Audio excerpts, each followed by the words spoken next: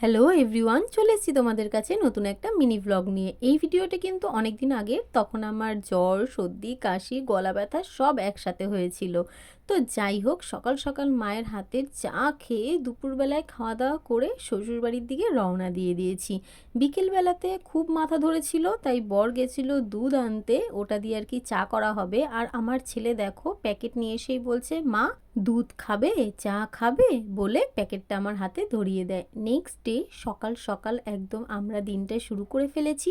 আর হ্যাঁ, এটার কিন্তু কালকেই আমি একটা বড় ভ্লগ পোস্ট করেছি, রিলেটেড ভিডিওতে তোমাদের দিয়ে দেবো। তোমরা অবশ্যই করে গিয়ে দেখো আর কমেন্ট করে জানিও তোমাদের কেমন লাগলো।